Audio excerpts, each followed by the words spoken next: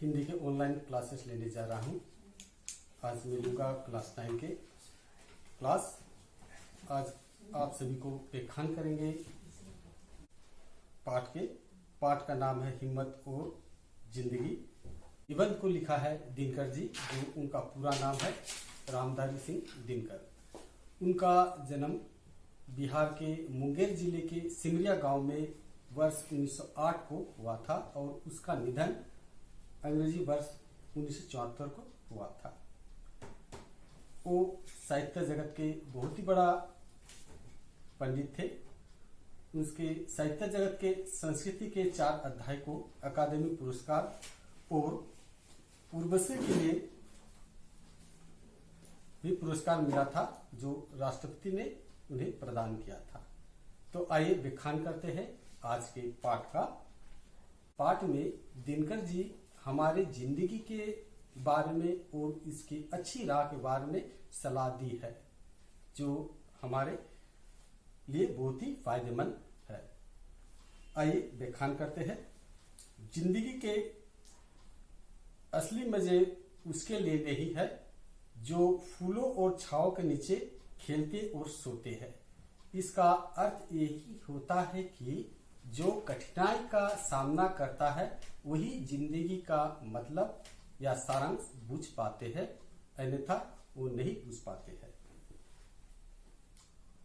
बल्कि फूलों की छां के नीचे अगर जीवन का कोई स्वाद छिपा है तो वो है उन्हीं के लिए है जो दूर के रेगिस्तान से आ रहे हैं। इसका अर्थ ये हुआ है कि जो जिंदगी का असली स्वाद वही मालूम होता है जो थके हुए है कि हमारा जिंदगी क्या है। रेगिस्तान मतलब डेजर्ट, वो कड़ी धूप में सहकर अपना आगे की ओर बढ़ रहे हैं। जो छांव में है उसका उस धूप का या कठिनाई का सामना का मतलब नहीं समझ पाएंगे। जिनका कंठ सूख हुआ है, ओठ फटे हुए हैं और सारा बदन पसीने से तर है, पानी में अमृत वाला तत्व वो है। उसे वो जानता है जो धूप में खूब सूख चुका है। वो नहीं है कि रेगिस्तान में कभी भी पड़ा ही नहीं है। यहाँ कभी यही कह रहा है कि लेखक, पानी का स्वाद अमृत तब बनता है जो प्यासा होता है, जो कड़े धूप में चलकर आते हैं, पूरा थकान हो जाते हैं, तभी वो उसे पानी अमृत जैसा लगता है। और जो छांव में बैठा है उसे पानी का अर्थ ही मालूम नहीं होता है। सुख देने वाला चीजें पहले भी और अब भी है। फर्क यह है कि जो सुखों का मूल्य पहले चुकाते हैं और उनके मजे बाद में लेते हैं, उन्हें स्वाद अधिक मिलता है। स्वाद बोले तो यहाँ टेस्ट को बुझाया जाता है। यह कवि कहते हैं कि जो रेगिस्तान में बैठे हैं उसे इस जिंदगी का स्वाद क्या होता है उसे कभी मालूम नहीं पड़ता है। यानी कि जो कठिनाई का सामना करके आगे बढ़ता है उसे ही मालूम पड़ता है कि जिंदगी के स्वाद क्या होता है और इस स्वाद को पाने के लिए हमें कितनी कठिनाई का सामना करना पड़ता है। जो लोग पांव भीगने के खौफ से पानी से बचते हैं, समुद्र के डूब जाने का खतरा नहीं, उन्हें लहरों में तैरने के जिन्हें अभ्यास है वो मोती लेकर बाहर आते हैं। यहाँ कभी यही कहते हैं, जो पांव भीग जाए कहकर वो समुद्र के तट पर नहीं जाते हैं तो उसका क्या सामना करना पड़ता है। अगर कभी भी जिंदगी में उनके पानी के सामना होता है तो वो कभी नहीं तैर पाते हैं। यानी कि वो पानी का सामना कभी किया ही नहीं तो तैरना कहाँ से सीखेंगे। और जो पानी के संपर्क में रहता है वो भीतरी समुद्र के भीतर मोती जो छिपे हुए मूल्यवान वस्तु होते वो भी लेकर वो आ सकते। चांदनी की ताजगी और शीतलता का आनंद वो मनुष्य से लेता है जो दिन भर धूप में थक कर लौटा है, जिसके शरीर अब तरलाई की जरूरत महसूस होती है और जिसका मन ये जानकर संतुष्ट है कि दिन भर का समय उसके लिए अच्छे काम में लगाया है। चांदनी की ताजगी, इनकी चांदनी की पूर्णिमा रात की जो चांदनी पूरा खिला हुआ होता है, तब उसकी शीतलता, उसकी उज्ज्वलता का आनंद वही ले पाता है जिसके शरीर तरलाए इनकी शीतलता से डूबा हुआ हो। शीतलता का आनंद वही ले पाता है जो अंधेरे से राह गुजर के चांदनी की ओर आते हैं, वही इस तरलाई यानी कि शीतलता का आनंद ले पाते हैं। वो आदमी भी है जो दिन भर खिड़कियां बंद करके पंखों के नीचे छिपा हुआ है, और जब रात की जिंदगी सेज बाहर ताजगी में चांदनी लगाए है, भ्रम तो शायद उसे भी होता होगा कि वो चांदनी का मजे ले रहे हैं, लेकिन सच पूछिए तो वो खुशबूदार फूलों का रस दिन रात सड़ रहा है। यानी यहाँ कहते हैं कि कवि की जो रात भर या पूरे दिन अपने बंद कमरे में ही रहते हैं, कभी दरवाजा खोल के बाहर नहीं झांकते हैं, तो उसे इस चांदनी का आनंद क्या महसूस होगा। जो चारों ओर घूमते हैं, बंद दरवाजे में नहीं रहते हैं, तो उसी को पता है कि शीतलता हमारी जिंदगी में कितने महत्वपूर्ण होते हैं। उपवास और संयम में आत्महत्या का साधन नहीं है। यहाँ कहा गया है कि उपवास जो फास्टिंग कहते हैं, और संयम जो धीरे से कोई भी काम करना या करवाना, उसे संयम कहते हैं। उसके साधन के द्वारा आत्महत्या करना कोई अच्छी बात नहीं होती है। भोजन का असली स्वाद उसी को मिलता है जो कुछ दिन बिना खाए भी रह सकता है। तत्केंत भुंजीशा, जीवन का भोग त्याग के साथ करो। ये केवल परमात्मा की उपदेश नहीं है, क्योंकि संयम से भोग करने पर जीवन में जो आनंद प्राप्त होता है वो निराभोगी बनकर भोगने से नहीं मिलता है। मैं पहले कह चुका हूं, जैसे कि भोजन का आनंद वही को स्वादिष्ट मालूम होता है जो भूखा हुआ हो। जो भूखा है उसे ही असली भोजन का स्वाद मालूम होता है। जो निराभोगी है, जैसा भोगने से इसे नहीं आनंद प्राप्त होता है। बड़ी चीजें बड़े संकटों से विकास पाती है। विकास का अर्थ यहाँ डेवलपमेंट होते हैं, संकट मत यहाँ होते हैं कठिनाई। जो बड़ी संकट को पार करते हैं वही उन्नति के राह की ओर चल पाते हैं। बड़ी हस्तियां बड़ी मुसीबतों से पलकर दुनिया भर कब्जा करती है। बड़ी हस्तियां को बड़ी मुसीबतों को झेलना पड़ता है, तभी जाकर वो बड़ा आदमी बन पाता है। यहाँ हस्तियां ग्रेट लीडर को सम्मानित किया है। जैसे कि अकबर के 13 साल की उम्र में अपने बाप के दुश्मन को परास्त किया था। सिर्फ 13 साल की उम्र में ही अकबर ने अपने बाप के दुश्मन को परास्त किया था, जिसका एकमात्र कारण यह था कि अकबर का जन्म रेगिस्तान में हुआ था, और वो भी उस समय जब उसके बाप के पास एक कस्तूरी की छोड़कर और कोई दौलत नहीं था। यानी कि हमें कठिनाई का सामना करना सीखना पड़ेगा, तभी जाके हम आगे बढ़ेंगे। जैसे कि अकबर के पिताजी के पास किए थे, एक सिर्फ कस्तूरी थी। कस्तूरी का यहाँ अर्थ होता है एक प्रकार की नर हिरण जिसके नाभि के पास एक गांठ होता है, उसे ही कस्तूर कहते हैं। वो बहुत ही बहुमूल्य वस्तु है। इसके द्वारा, एक कस्तूरी के द्वारा रोग का इलाज भी किया जाता है। बड़ी चीजें महाभारत के देश प्राय अधिकांश और कौरवों के पक्ष में थे, मगर फिर भी जीत पांडवों की हुई थी, क्योंकि उन्होंने लाक्षागृह में मुसीबत झेली थी, क्योंकि उन्होंने वनवास का जोखिम को पार किया था। यह महाभारत से भी व्याख्यान किया गया है। अधिकांश लोग कौरवों के पक्ष में थे। जब महाभारत के युद्ध हुआ था तब अनेक लोग ही कौरव के पक्ष में थे, पांडवों के पक्ष में नहीं थे, क्योंकि सोचता था कि कौरव के सेना ज्यादा है, इसलिए जीत उसकी होगी। लेकिन उन्हें यह नहीं पता था कि पांडवों ने कितनी कठिनाई की, वनवास में वास किया, हर कठिनाई और परिस्थिति को सामना करके उन्होंने मालूम किया कि जिंदगी का जीत या आगे बढ़ने की रास्ता क्या है। इसी तरह ही कौरवों की जीत ना होकर पांडवों की जीत हुई थी।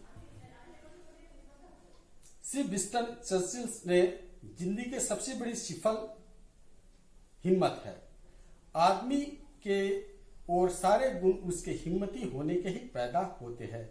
जैसे कि विंस्टन चर्चिल जो ब्रिटेन के प्रधानमंत्री थे, उन्होंने क्या कहा कि सबसे बड़ी सफल हिम्मत है, मैंने सफल या विशेषता, सबसे बड़ी विशेषता आदमी को क्या है? हिम्मत।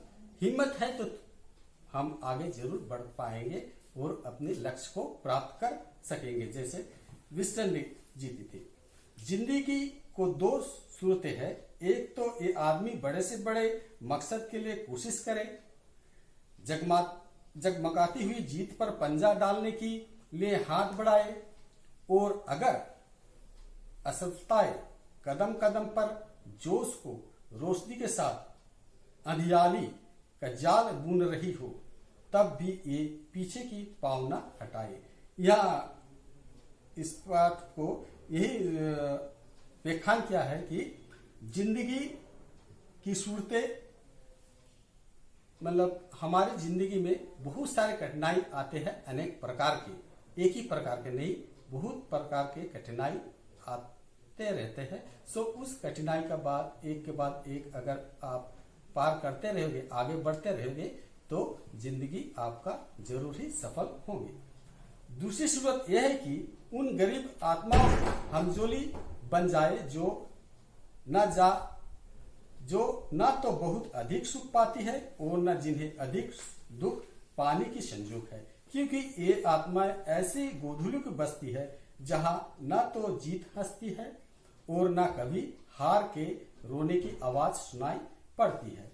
इस गोधूली वाली दुनिया के लोग बंधे हुए घाट का पानी पीते हैं।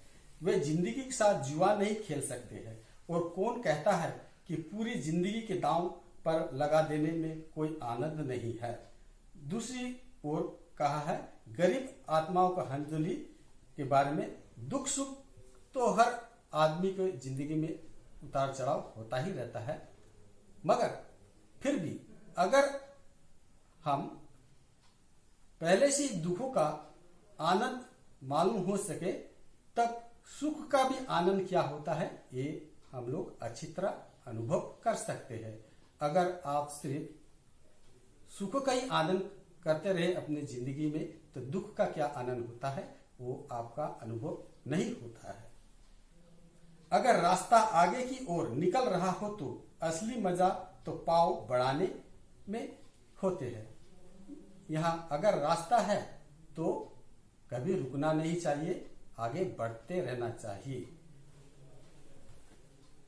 साहस की जिंदगी सबसे बड़ी जिंदगी होती है। ऐसी जिंदगी की सबसे बड़ी पहचान यह है कि वो बिल्कुल निडर, बिल्कुल बेखौफ होती है। साहसी मनुष्य का पहली पहचान यह है कि वो इस बात की चिंता नहीं करता है तमाशा देखने वाले लोग उसके चारों ओर सोच रहे होते हैं।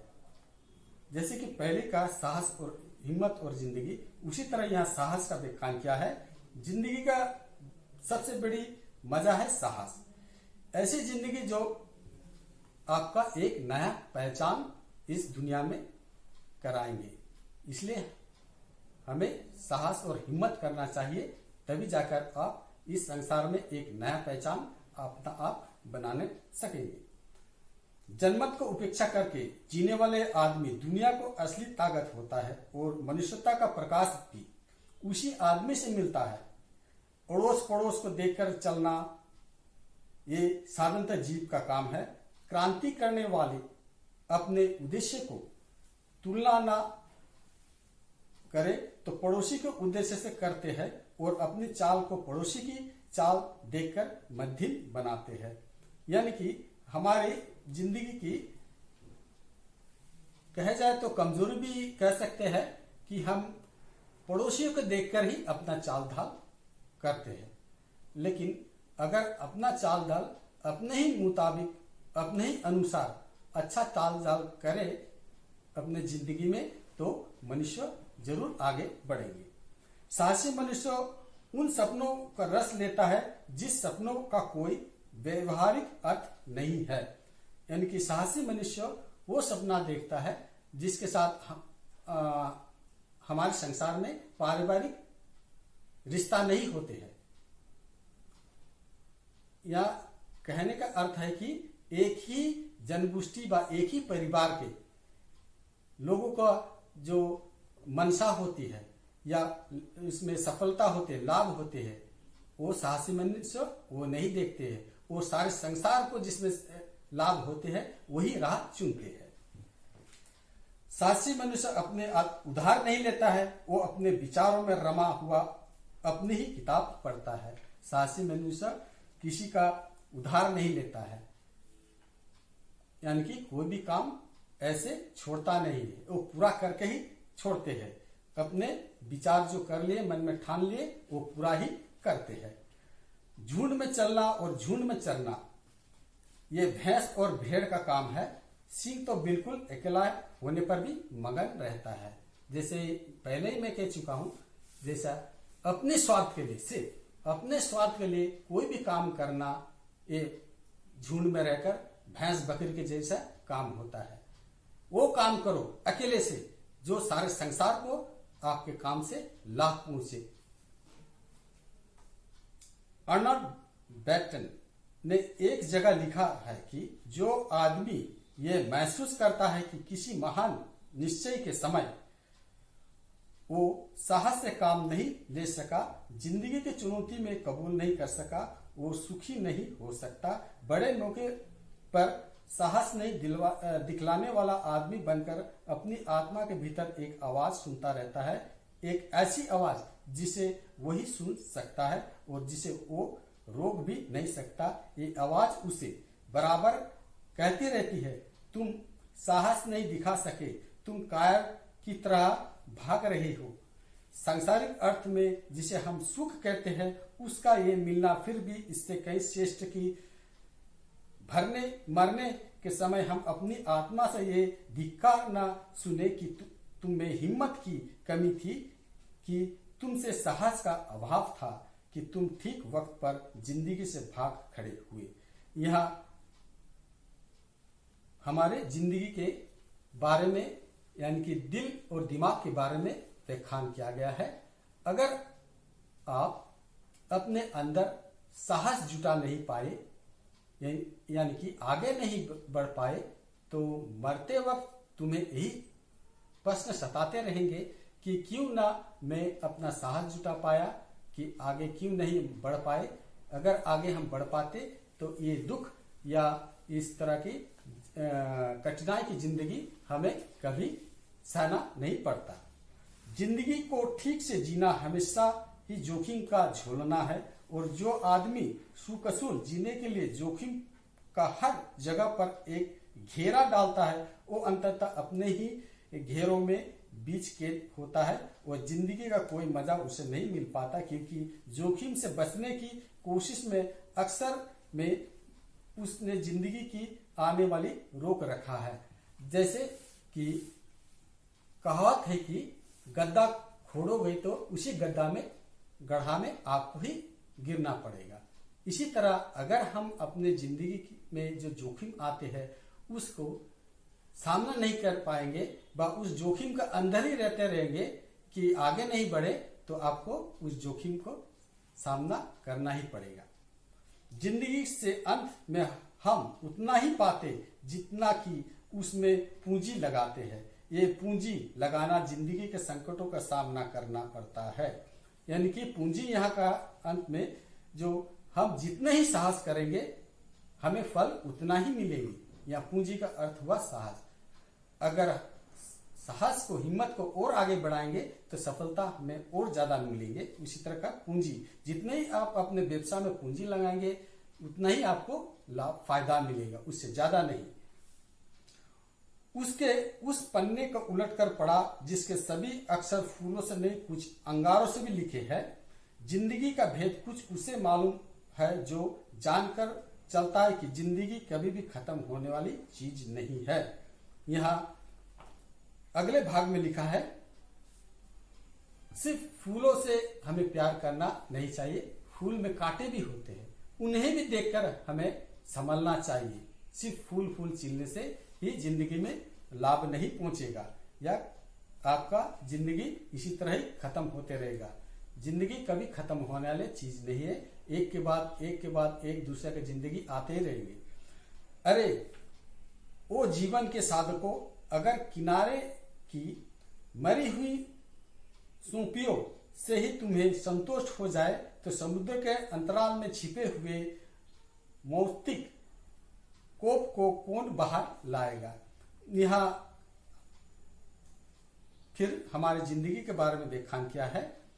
जीवन के साधकों जो जीने की कामना रखते हैं, उन्हें कहा कि अगर आप मरी हुई सोपिया जो सिप कहते हैं, उसके अंदर मोती रहते हैं, तुम सिर्फ उस मोती ही लेकर अपनी जिंदगी में संतुष्ट हो जाएंगे तो समुद्र के अंदर जो रत्न बहुमूल्य होते हैं उसका सुख कब पाओगे। सिर्फ मोतियों से ही सुख पाना हमारी सफलता नहीं है।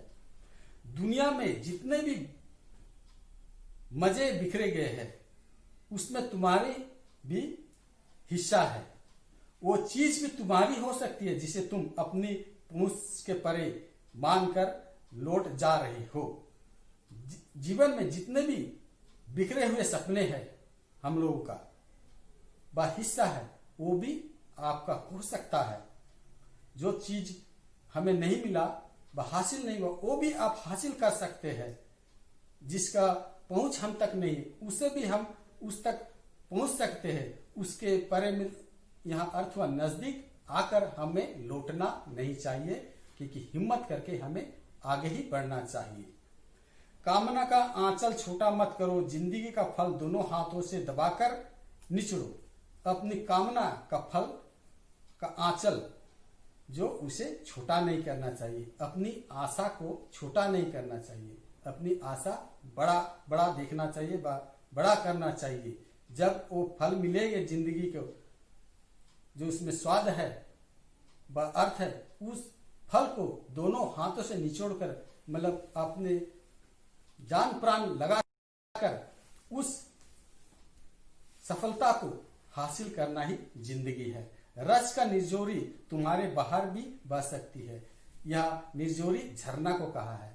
सुखों का झरना, सुखों का सागर तुम्हारे भी जिंदगी में आ सकती है, अगर आप अपना आशा को और भी बड़ा करेंगे तो। ये अरण्य झरमुट की कांटे अपनी राह बना ले, कृतदास ये नहीं किसी को जो चाहे अपना ले।